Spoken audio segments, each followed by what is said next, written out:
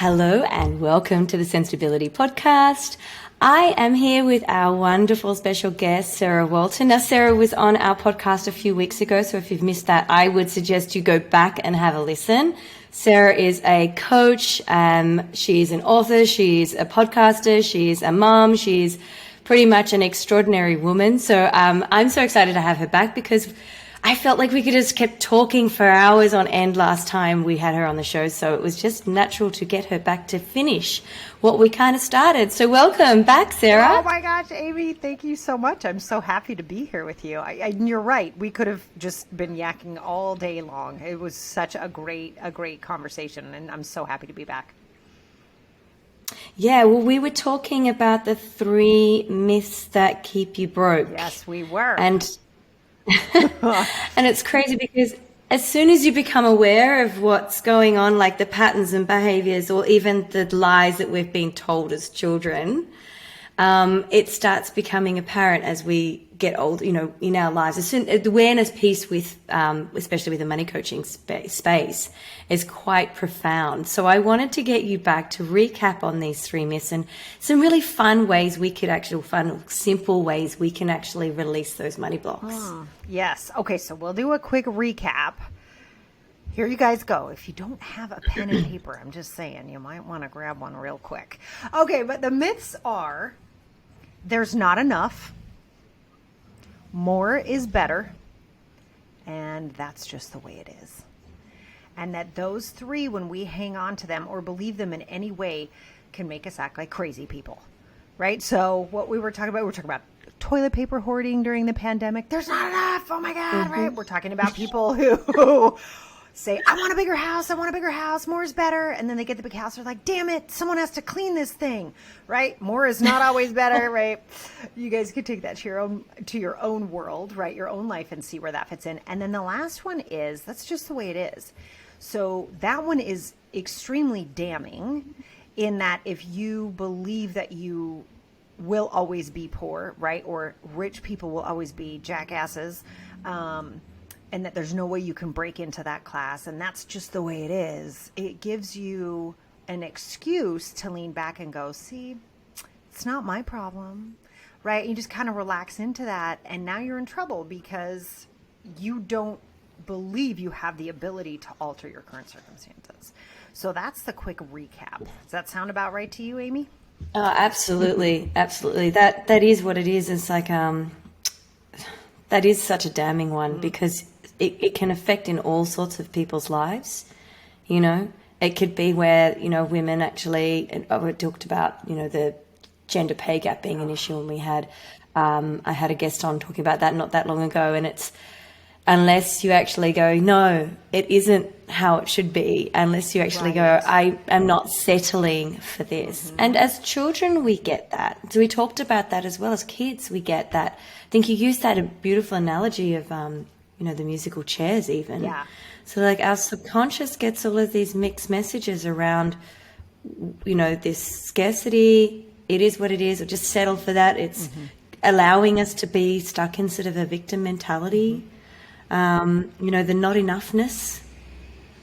I mean, we've seen that craziness that's happened in pandemic, and there's a lot there that we could fix, but we've got to start seeing where that shows up in our own lives too. That's exactly right. And that really is, I know we really wanted to dive in today. When you and I were wrapping up the last one, we were like, oh dear gosh, this is just like the very, very beginning. Like, what do we do? Oh my gosh, there's so much to cover here. And I think, where this really can come into play as far as us getting over our own blocks is it really is taking that beat in between seeing something come in, some sort of information coming in for you, whatever that is. That could be your electric bill, that could be your credit card bill, that could be an investment you made in your business that you way overextended yourself and now you don't know what to do, right? There's so many different ways you can get what's called stimulus, right? There's some sort of stimulus out there, something stimulates you and you're like, and there's a famous quote, I want to attribute it to Deepak Chopra. I'm almost 100% sure that's right. If that's incorrect, somebody please correct me. But I believe it was Deepak Chopra who said, in between the stimulus and the response, there's a space. And in that space lies your power. And I love that quote. I actually have it. You can't see it here, but I actually have it up on my monitor at all times. And the thing I love about that is we're all stimulated all the time. So let's say you decide you want to lose a couple of pounds, right? And you're like, oh my gosh, I'm going to get this done. I'm so excited. The stimulus could be a cookie, right? Stimulus, oh my God, right? There's the stimulus, then there's your response. Do you go, I got the F-its, and you pick it up and shove it in your face? That's a response, right? Or is the stimulus, oh, I see you, and you know what? Maybe Friday after dinner, but right now I'm actually going to just have a big glass of water, go back to work, do whatever. I don't know. Whatever works for you, right? Those are two different responses. But in between that one same stimulus, right, there's thousands of different responses you can have. And so it's taking that space to go, hold on, what do I actually want here? What do I want to create for myself here? What's going to be the best thing here? And we don't do that enough. And when there's myths like this that come into our life, right, and they just kind of pummel in like this, we have, like, I just snapped. Sorry, I know it's kind of weird to hear in a podcast, guys, but there you go.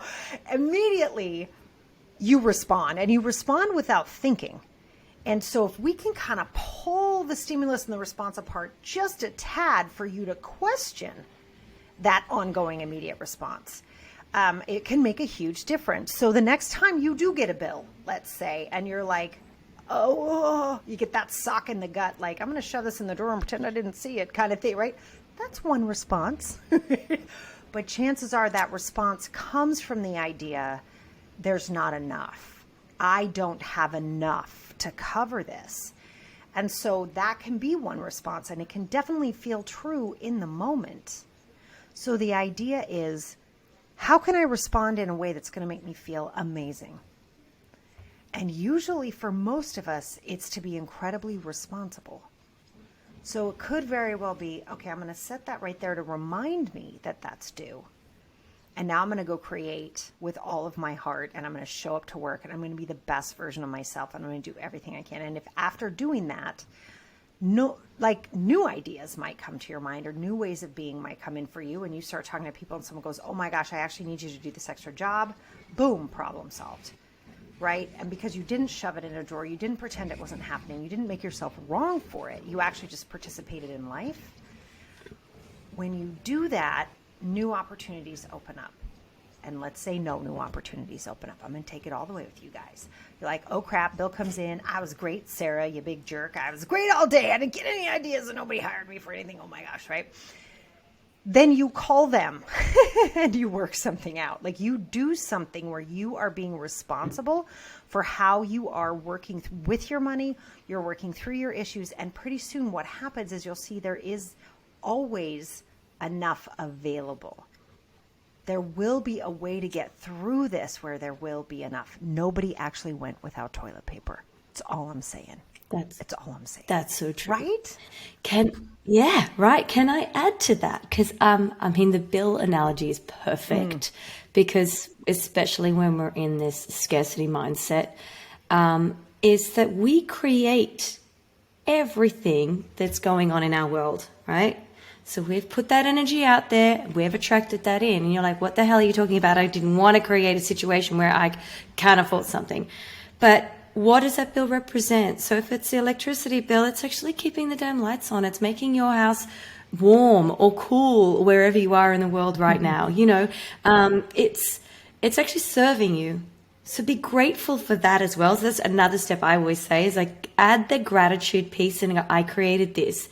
At the time I signed that contract for that service to come into my life, I needed it. I wanted it. I had a desire for it and it served its purpose. So I'm grateful for that. So it's then another piece to that. When you're doing all that work, it's another level of going, I now am stepping into a space of responsibility, acknowledging that I actually was responsible for this bill to come in the first place. I created it. And if I created that, I can create more for that.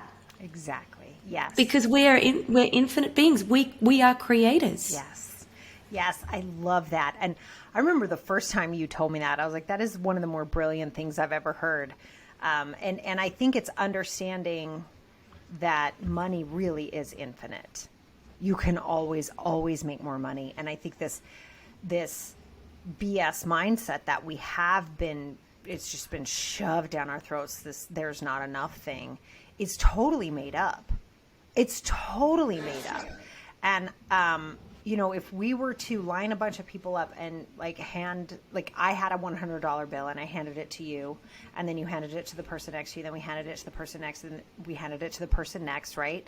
And then at the very end, that same $100 bill will have lost no value, right? It's still the same $100 bill. Nothing's gone anywhere. It did not disappear. And it added value to every single person it touched.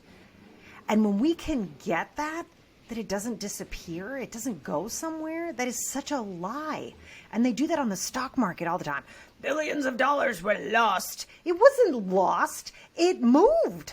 It just moved. It moved from this person's hand to this person's hand. That is a lie. Now, was something valued so higher true. And now it's lower? Yes, but it didn't disappear. It moved. It's the same with, I love that analogy of the stock market actually, but it's the same with property, right? We can see property is physical, whereas the stock market isn't. We don't actually value the property market daily, but we do on the stock market. But the property market still fluctuates and actually has volatility just like the stock market. Just physically, we can still see that building standing there. It just might not be a buyer's market this month. That's right. Or it might not be the seller's market this month. But unless you're actually physically going to buy that property, you would not know that. So when people are freaking out about investing and that the markets have fallen, oh my God, this pandemic's going to ruin my 401k, or in our situation, our superannuation, what the hell's going on? I'm going to run out of money. No, you're not. Don't sell. Don't crystallize the loss. It's moved. That's right. And it's also coming down to actual, often, behavioral economics, which is hysteria. It's people going, holy crap, I'm going to take my money because I'm scared. Mm-hmm. Mm-hmm. And that really comes down to it. So they've actually sold out of that asset and taken some funds, or the futures markets have moved around because these guys are going, or girls are going, well, we think that value is actually lower than it should be, and vice versa. So it's just moving. It's moving. It's not disappearing. We're not in the times where the banks actually will close on us and we won't have any money and we have to put it under the mattress. Right. It's a very different world these days with so much more regulation and different types of currencies and different types of opportunities to make money, not just the stock market, by the way, but millions and millions and billions of dollars is floating all around the world for all of us to have. All the time. Mm-hmm. And, more on this, like, scarcity, more is better, or I hate rich people can come out of the more is better, right? That jealousy that's a piece, good one. I was actually on another podcast talking with a really good friend of mine about, listen, she was so great. She goes, listen, these people who want to buy these $40,000 handbags and they're always flying first class. She goes, I can't help it. Sometimes I just get mad. I said, okay, let's talk about that. Because we were talking about money and she was being really sweet about it. We were joking back and forth. And I said, listen to me. One of the biggest repellents you can have for money is hating on people who have it.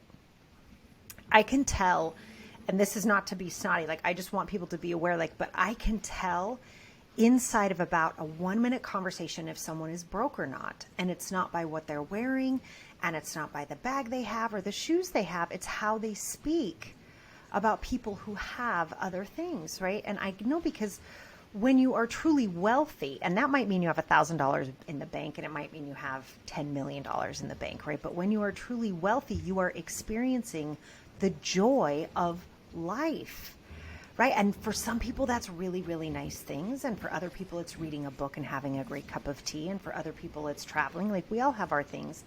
But you just want to notice, like, some of the fastest way to break through these barriers is to get super excited for people who have money. And when you do that, everything starts to shift, and it like becomes this incredible flow that you get to jump into and enjoy. And I was just talking to a client of mine who was beating herself up because she has a friend who loves these $40,000. I don't even know. I didn't even know there were handbags that cost that much, but there are. I'm late to this show. I'm sorry. Yeah. Fashion's not my thing. But in talking, she's like, I just feel so bad because I just want to take it and run away. And I was like, well, that's crazy. You know, she was being so honest and so great. I was like, I love you so much right now. But we were talking about it, and I said, listen, why don't you hold it? Why don't you enjoy the stitching? Why don't you look at the beauty of the design? I was like, smell it, love it up, and just get so excited for her, because that actually puts you in the energy of owning something that wonderful, right? And if you appreciate it and love it, you should want to own it. That's a beautiful thing. That's a work of art. And so revel in it and love it up for her, and it's going to give you the exact same experience as if you owned it. Except you don't have to worry about it. Like, you don't care if someone spills coffee on it. Like, you can enjoy all the good about it. That's without right. freaking out. She was like, oh my gosh. And she called me so excited because she actually did, this friend got a new bag or whatever and was showing it off, and she jumped in with it and got so super excited with her. And she called me on the way home. She just left me a little boxer, and she's like, you were right. She goes, I feel like I'm on cloud 9. I was in it with her. And I was like, that's really what it's like when we enjoy. And yeah, go ahead. Sorry. I was just going to say, well, that's actually perfect segue to that's a beautiful money block, unblock, a beautiful way to unblock money blocks. How do I say that? That was great. You know actually. what I mean. I like that. Because if you are in that space, again, the gratitude piece, but it's actually embodiment. Okay, so that embodiment, if you actually are looking at somebody that you admire, whether it be that they're where they are with their wealth creation, where they are with their career, where they are with their relationship. You might have the desire to have this amazing relationship, and you're flying solo at the moment, and you sit there on the fence and you're looking in and just going, that's amazing. It's great to actually feel that energy and actually embody that space in yourself, because when you feel the feels, you're going to attract more of those feels. Every time. So that's actually a really good thing to say there, is if you are, don't let that turn into jealousy or that lack, because that's just going to keep creating more of that lack, right? And it's also going to just turn you into a bitter person, right? Who wants to be bitter and angry and twisted and jealous all the time? I don't know. That's a perfect thing for the Grinch, and we're in this season right now. We don't want to be the Grinch, do we? Like, do you want to be that angry, bitter, twisted human being? Or do you want to actually be happy for people? So we've all got choices here. And when we make these choices with our money blocks, we're going to release them. Yeah. That's the word I was looking for. I like unblock the blocks, though. That was cool, too. But I think you're pointing to something really cool that I think you're right. And money blocks, in my humble opinion, are really an opportunity to heal. So I really believe that money... You guys hang with me because I'm about to say something really strange. Money actually carries the same energy as love. And what I mean by that is that, I don't know, I worked with Marianne Williamson years and years and years ago. I don't know if you know who she is, but she studied something called the Course in Miracles, which I haven't studied, so I can't speak to that. But the idea in that course was that there's really only 2 emotions. There's love and there's fear, and that's it. And anything that we experience stems from those 2 emotions, right? So when you're happy, joyful, hooray, that's from love. And when you're fearful, jealous, angry, upset, that's fear. And love's job is to bring out fear. Love's job is to pull fear out of those dark corners where it likes to hide and bring it front and center so it can be dealt with, it can be healed and turned back into love, because there's only 2. So if love injected into someone's life will bring up all the fear. Right? And we can see that sometimes with big social revolutions, right? Massive love gets injected, and what do you see in response, right? Oh my God, no, right. So you can see it on that grander scale, but you can also see it in your own life. So if we look at money as having that same love-like energy, when it gets injected into your life, what it's going to do is bring up all your fears. And that's what happens for people, right? This is why, like, people, at least here in the States, we always joke around about people winning, the sweepstakes or the lottery or whatever. They lose that money, right? I'm going to rephrase that. They don't lose it. They get rid of it. They get rid of it within months, sometimes a year. Most of the time, they have removed all of it from their life within 18 months. And it's because in order to hold that much love, in order to take in something that powerful, you have to grow yourself to hold it. And people don't want to do that. They'd rather be pissed off at all those jackasses who are sitting there in first class drinking their champagne while I'm back here with somebody who just farted and I hate my life, right? Like, that's how people view this. And what we want to recognize in ourselves, you guys, as we come up against those blocks, every single one of those is an opportunity to heal something we're afraid of. Every single time. Yeah. I've never seen it not work. Oh, it's 100%. Oh my God, there's so much in that I don't even know where to start. First, on the love thing, great book if you haven't read it, called Love Money, Money Loves You. On the actual topic that money is actually the energy of love, by an author called Sarah McCrum. Great name.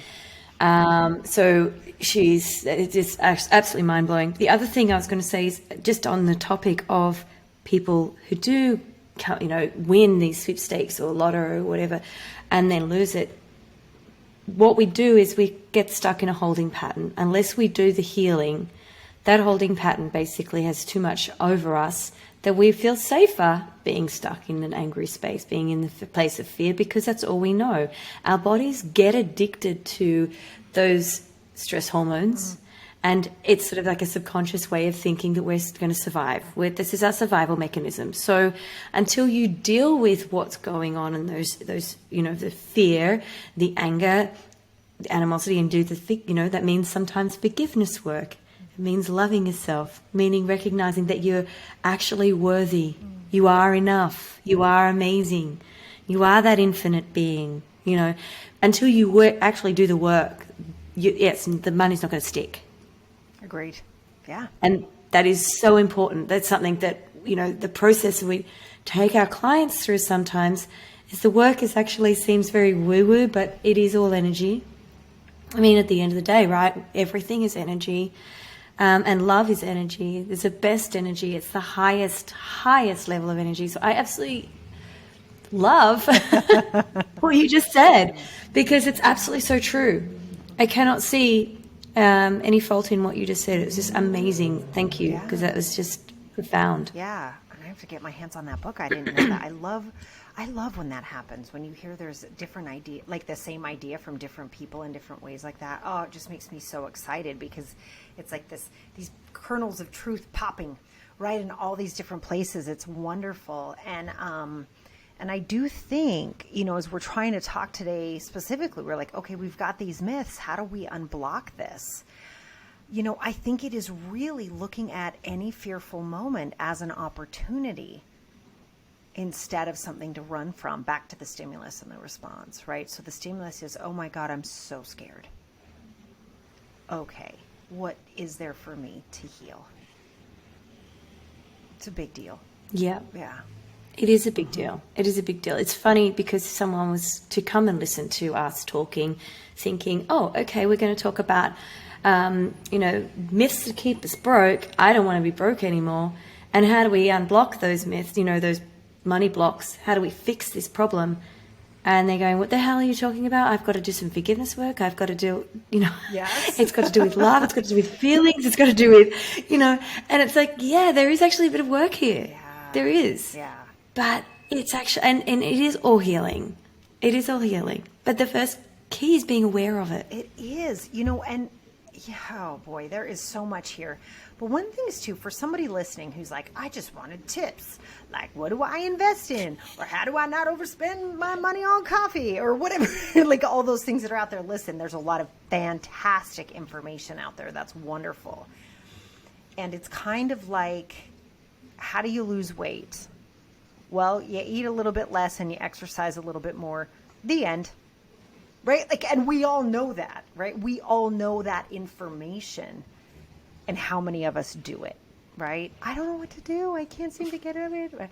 There's no difference between that and money and how we interact with our money, right? If you really want to grow your wealth, put 10% of everything you make away, and there you're done. Like, it's like the end, right? But then it's like, yeah, I want that, and I want this, and I want that. And then now you're back in that habit. You're stuck in the myth number 3, which is this is just the way it is. And I think what we're getting to is there's so much underneath it that is so important. And for the person listening who was like, dang it, I just wanted tips. You know, what I'll say to you is that one of the most important things you can do with your money is understand anytime you feel yourself morally judging money, know that that's a lie.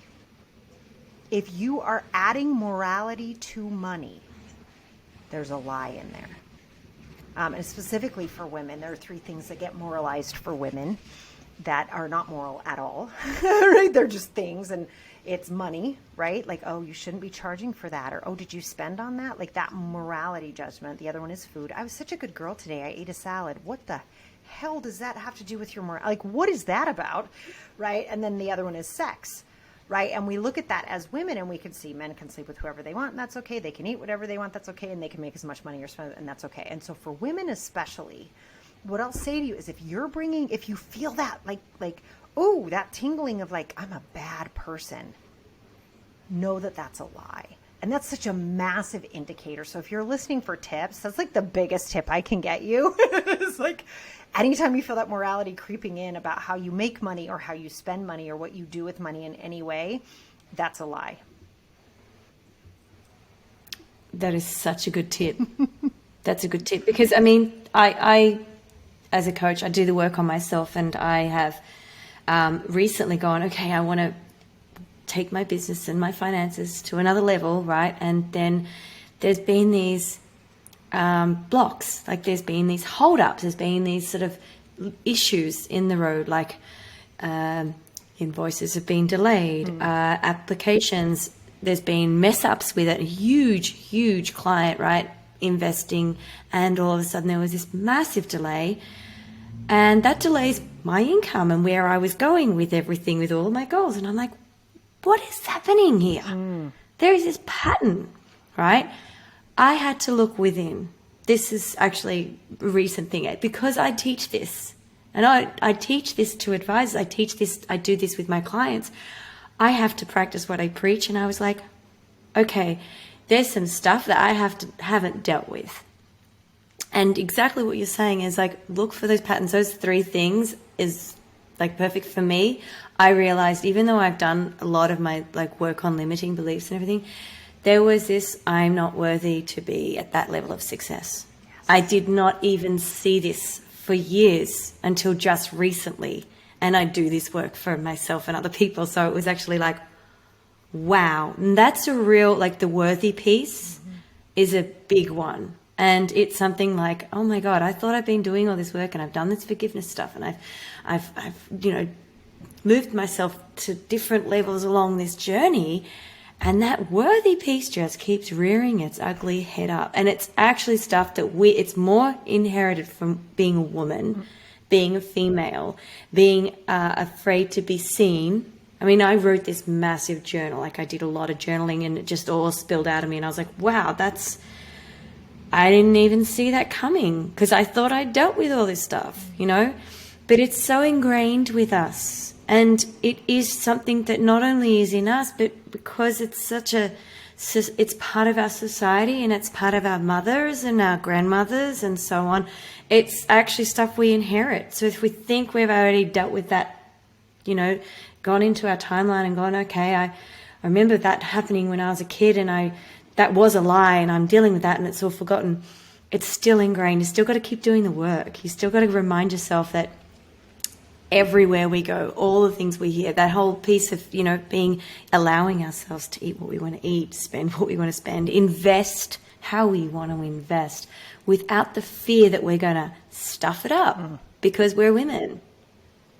You know, it's insane, but it's actually deeply ingrained in us, unfortunately. Yeah. Yeah. And I think the other thing we want to understand too, as women, I think what you just shared, by the way, that was really generous of you to share that. And I think it's so important for people to understand that it's a constant movement. It's a constant movement upward. Right. And you heard it, right? The morality. I'm not really worthy to be what. But it comes in, right? And it's such a great indicator, you guys. So I keep coming back to this, but if you showed up to this podcast to find tips, that's your biggest one. Like if you hear yourself going, I don't deserve that, right? Whoa, danger, Will Robinson, danger, because that is a lie. Money does not carry morality with it. That is a BS man-made construct around the tool that will give you access to more than you've ever had. It is the most powerful tool, whether we like it or not, that we have access to right now. And so what happens when something's that powerful is people make up stories around it. And so one of the stories is that there's some moral residue on it. And there isn't. It's absolutely not true. It's a tool like a hammer, right? You can use a hammer to kill somebody, or you can use a hammer to build a house for the homeless. Like, it's a tool. It in and of itself does not have morality, right? And so we need to remember that and understand our relationship to it. And I think the other thing that you said that was so great is us constantly looking at where we don't feel worthy inside of the game of money, inside of the game of food, inside of the game of sex. For women, those three things have really been moralized for us, right? And only for us. And you guys, one of the things I just want us to keep in mind, and please keep in mind, I love men. I have 5 brothers. Like, I have a son, right? Like, I love men. This is not a man-hating thing. This is just sort of something for us to be aware of, is any institution or system that is older than 50 years was built by men for men. And you just want to understand that. It's not going to work for us. It's just not, because it wasn't designed for us in the same way. And that doesn't mean it's bad.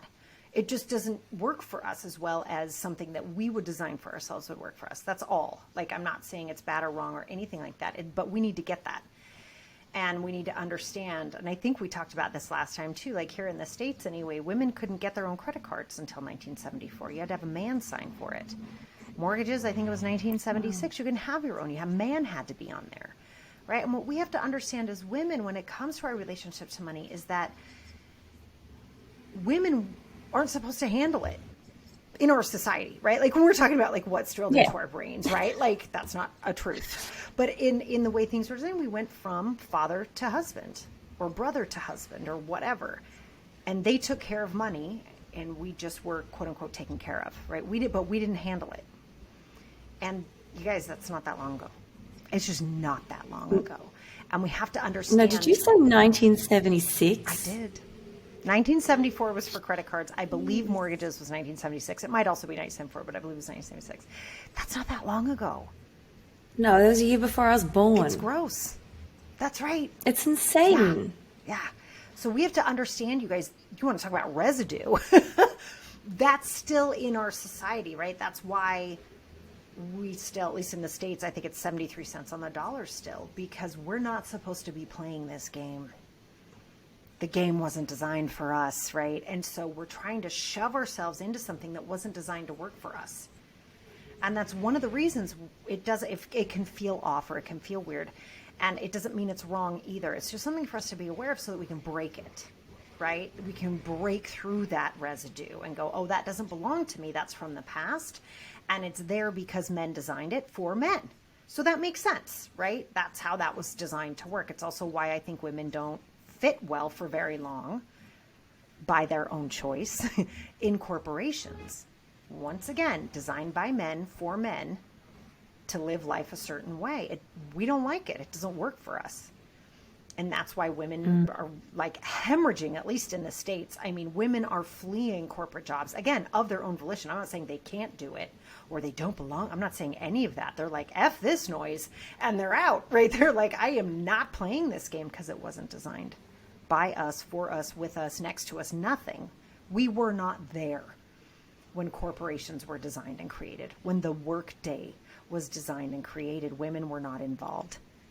And yet we run and chase to fit into it, and it doesn't work for us.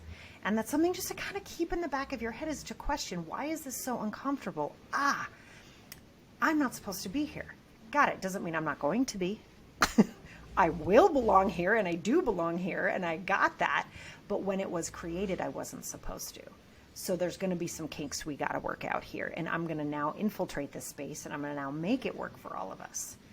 But understand that inside that, when you're talking about like, this keeps coming up or that's still there for us, I personally think, and I'm happy to be wrong about this, but I personally think that's part of what it is that we were never considered when it was created.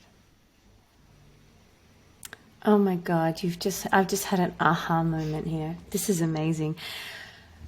just with the actual challenges I'm going through with my business. And, when we were off air, and I know we're changing topics a little bit, so bear with me, please, people. But when we were off air, I was talking about coming to the end of the year and just going, oh my God, I haven't achieved all this stuff in my business. And I'm beating myself up to a point, but I'm actually doing the work at this very moment on where these patterns I'm seeing are showing up because of where I wanted to take my business. But you know what?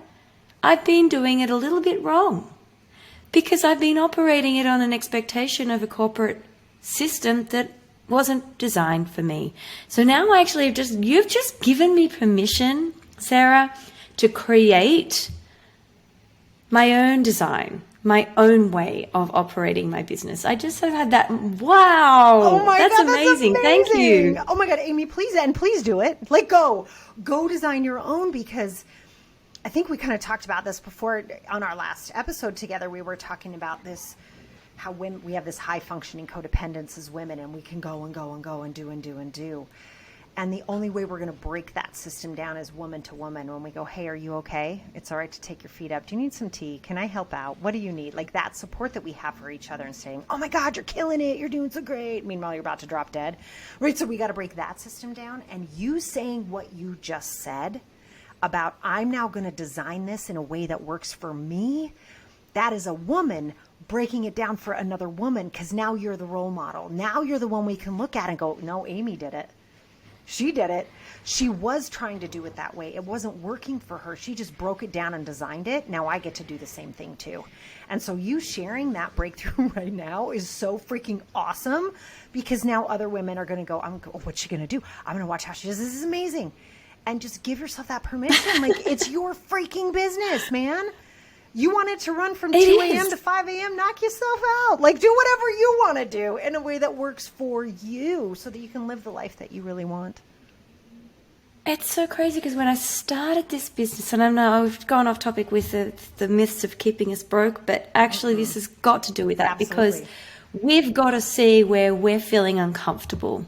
We've got to work through that, and actually, when it comes to where we're feeling uncomfortable, make positive changes, actually deal with that, forgive it, and going through the garden, so to speak. You're doing the weeding, but you're doing that on a personal level.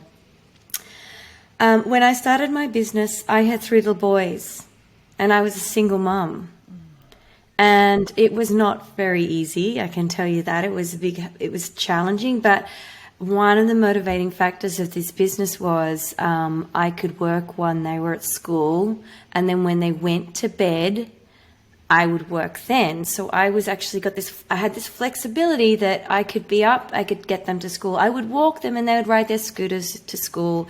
I'd pick them up and they would ride their scooters back. And we had that going for a while. Then I got busy. Then I got sort of caught into this sort of corporate design, and I dropped that vision. I sort of now have this memory of that now, going, wow, okay. So in that little aha moment, I've got to go back to my why. And I think that comes down with anything we've got in life, with our money, with our relationships, with anything. Although we're speaking specifically around what keeps us broken, the myths and the stories and the lies that we've told ourselves or we've heard that have penetrated through, we actually need to be aware of what they are and work it out that works for ourselves, because we are the designers of our lives. Yes. And that's where the blessings will come, and that's where the unblocking of the blocks will happen. So true. Yeah, because you know what it is too that I'm hearing, at least in what you're sharing, that I think is so profound, is taking responsibility. Right? It's really all of us to say, I've not been responsible with money because I've been scared people are going to find out I don't know how to handle it. Or I've been irresponsible with money because, as we talked about in the first podcast, my mother was so poor, I had to buy our groceries. And I don't want people to know that. Or I've been so irresponsible with money because I think, I'm probably not going to be around that long, so I'm just going to spend it all and go crazy. Right? Whatever it is, but being responsible for our decisions, all the way down to, Amy, like how we design our days and understanding those of us that have chosen this entrepreneurial life, that's in our hands. So we can't pretend to be victims of it. Oh, I don't know. I just have to work so hard. Well, it's kind of like the bills, like you said. Like, no, you chose to create that bill so that you could have electricity. Like, that's a great thing. Like, you chose to have this busy entrepreneurial life so you could do it on your own terms. And somewhere along the line, we get into that BS. Oh, it's not my fault. I can't do it. And that's the third myth. This is the way it is. You got to run a successful business. You have to work 24/7, right? Like it's nobody knows. So true. It's not real. To make money, you got to work really hard. That's what it's all about. You know, you got to put in the hours. You got to make it work and show everyone that you're just juggling. So you're being the superwoman. I mean, we create a lot of negative expectations for one another as women as well. I'm juggling the children and I'm juggling the business and I'm doing some extra study and I've created a course now and I've done another podcast and it's like crazy, because if someone's looking in, that's not fair on them if they're looking at me going, I'm doing it all, and looking like I actually have it under control and I'm, happy, joy. But underneath the surface, I'm like one of those ducks in the pond and my feet are going a million miles an hour and I'm freaking out and I'm about to have a heart attack. But they don't see that. They're looking in and going, wow, she's doing all this amazing stuff. And deep down, I'm going, holy shit, I'm exhausted. This is so hard, and it shouldn't be hard. Right. But that's also that is the high functioning codependence. The high functioning any one of us can do, because we're women and we're freaking awesome. Like, let's just tell the truth about that. Yes, we are. We can do anything. We know we can. We freaking grow people, for crying out loud. Like, we can do anything, right? So we look at that high functioning piece, but that's only part one. The second part is the codependence. And the codependence piece is we reward each other for being like that. There's accolades for running yourself ragged. And we've, like we said earlier, I love that you shared this. We as women have to protect each other from doing that, right? And it is to stop saying, oh my God, you're killing it. You look amazing. It's to say, are you okay? I think what you're producing is extraordinary. How are you? Right? We don't do that for each other. It's not, oh my God, I wish I was like you. You're so amazing. It's like that. We know underneath what's happening. And we need to stop pretending like what everybody else needs is more important than what's happening to the human being in front of us or ourselves, right? If we don't have girlfriends we can turn to go, I think I might have a heart attack if I don't stop this. And they go, I got it. How can I help? What do you need? Do you just need to talk about this? What can we take off your plate? Like, not everybody has that. I got that. And that means sometimes we have to be our own advocates and actually check in and say, who am I doing this for? What accolades am I getting that are keeping this in place? Because I will say, once again, society likes it a whole lot that we make everything work all the time, because we do. And going back to the lockdown, you guys were just in Australia. What happened here in the States? I mean, I've been calling women the shock absorbers of society, because we are. Shit goes down. Sorry, I don't know if I can swear, but if it goes down, we're the ones. We're the ones on 100%. Zoom calls with babies. We're the ones ordering everything online in the middle of a meeting. We're, right? And that's great. That works for absolutely everyone else. Right? And here in the States. It's so true. Yeah, I just have to share. I was at a luncheon the other day, which I rarely do. It was the first time in a while, but luncheon's not a word I use often. But anyway, I was at one and I was listening to women talking about buying their husband's family presents, wrapping everything. And I'm like, what the F is going on? Are people not capable of buying presents? What is happening here? And when did we decide that was okay? And how were we not supporting each other in saying, you don't have to do that. Amazon works for everyone. Right? Like, it's not like you have to be a woman to learn how to wrap presents. Like, how did this happen? And I think, again, I don't want to point to a big bad. It's not like, oh, this happened because, no, we've allowed it too. And we've shown up and we keep doing this. It goes back to the responsibility piece, what you just did with your business, which is so great, is to say, wait, I did this. I did it kind of subconsciously. And one of the 3 myths was at work of like, oh, this is just the way it's got to be, right? So the sooner we wake up to that and the sooner we give each other permission to wake up from that and support each other in dropping it, the faster most of us will make more money as women, because we won't be focused on what everybody else needs. We'll be focused on what we need, and we'll probably create things that are so much more extraordinary than what we would have tried to force out of ourselves while trying to make everyone else happy. Amen, sister. That is awesome. That is brilliant. That was brilliant. That I hope just whoever's listening, rewind that, listen again. That was just beautiful. That was such amazing words of wisdom. Because, yeah, we are the designers. Everything you just said was brilliant. And we probably would do so much better if we did it on our own terms.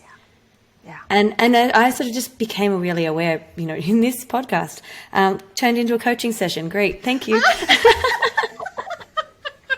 Surprise! Right. But I mean, I just came aware, like, I'm responsible for creating this situation in my business, but it's also, as I said, unfair to anyone looking in at what I'm doing. And I say that because I had a girlfriend over who was actually saying to me how much I achieved. And I'm like, are you serious? I'm struggling. But I was being very honest because I wanted her to understand that she was comparing herself to me, and that is actually dangerous. And I think you did a podcast on that, about comparing yourself on Instagram and things like that. It is a very dangerous thing and we women are very guilty of doing that. So again, we've got to be responsible for, what, and question. This is going back to these things, these blocks and myths that we create. Why are we doing this? Why do we compare ourselves? What's really going on underneath for me to check in against my look at myself against somebody else and see what they're doing and think they're doing something better than me. And then there lies the I'm not worthy piece. That's right. And I think the other question we can ask when we're looking at blocks like that, Amy, is who benefits from us doing that? And certainly not us. That's right. And there's a lot for women, if we're so busy beating the crap out of ourselves for heaven knows what, we're not killing it in business. We're not producing. Nope. We're not generating more love, right? And I think, for those of us that, I actually don't pick up my phone hardly ever. I call them the weapons of mass distraction. I think they cause a lot of problems, right? That's my pet name for them. Is I just want you to think for a second. It's kind of like, again, and I hate to use the dieting stuff, but most women get this, right? It's like, if I shove an Oreo in my face when no one's looking, I didn't really eat it, right? It's like, no, but it's also this idea of maybe nobody else saw you comparing yourself like that, but is it the most loving thing you can do for yourself, right? So shoving that Oreo in your face just because no one's, but you saw, and And is that the most loving thing you can do for yourself? And so as you're designing your business, Amy, which I'm super excited to hear about, by the way, I want to hear how this goes. It's like, how loving can I be to me? Because one of the best things we can do for the people we love, for our own children, for our clients, for our customers, for the world at large, is to be as loving and as kind to ourselves as possible so that we are at our absolute best. And that understanding this idea of self-hatred and self-loathing that's out there in society, specifically for women, is designed to keep us from doing exactly that. Because if we're busy hating ourselves, we're not so scary. Just want to get that and let that sink in. Because this is not the way it has to stay, just because it's the way it is right now. That is so profound. Yeah, that's so true. Bring it back to that, love is actually the universal key here. We've got to bring it back into ourselves and our hearts, but it'll actually bring, from an energetic point of view, bring more, attract more, and that is so many amazing good things in our lives from that. And that'll include relationships, it'll include better business practices, it'll include more money, it'll include more opportunities, because we're on a higher, happier vibration. It'll include a space actually where we're in better mindfulness. We're in a greater space in so many areas of my life, our lives. I'm talking for myself even, but your life, your family's life, your partner's life, whoever you're sharing, your space with, it'll actually benefit in so many ways. Yeah. But in terms of money blocks, it's the greatest one. No question. I couldn't agree more. Greatest one to unlock the block, I meant to say. We got you, Amy. We're here with you. We got it. Yeah, I mean, I think that's absolutely correct. Like, and you guys, those of you who did show up, right? I keep coming back to this. Showed up for tips and tricks on how to make more money or whatever. Really, like, go love up on yourself. And not in a dirty way, you crazy people. I mean, in a good way. Like, really take care of yourself. Like, feed yourself well. Watch what you're consuming. Hang out with people who pull out the best in you. And watch the money change. I'm telling you, it's not a mystery and it's not a trick. If you take care of yourself, you will make more money. The end. Oh, that's so true. On that note, I will wrap up because, again, we would seriously go over an hour. And so if you're out there walking, you've had a really good walk today. Or if you're jogging, even better, whatever you're doing, to listen to this podcast. And thank you very much for listening. Thank you, Sarah, for being here. I really loved it. I think you're just going to have to become a regular on this show because I love talking with you about this topic. And because there's so many practical things, there's a lot of takeaways. In fact, you've just changed my entire business model. So there you go. Best podcast ever. Like, that is so exciting. I would love, Amy, you call me, I'm here anytime. And I really do want to know what you end up doing. I'm super excited about this. I think this is going to be amazing. Yeah, so do I. I've got some ideas already on my mind's going, woo, okay, I'm just sort of, what I'm excited about is spending more time with my children. Oh, that's gorgeous. Yeah. Beautiful. Beautiful. Anyway, watch this space. I just want to thank you, everyone. If you like what you hear, please do share, send the love to everybody you know, and don't hesitate to reach out to either Sarah or I. We're both on Instagram, Facebook. We'll put all the details in the show notes. Awesome. All right, Amy, thank you so much.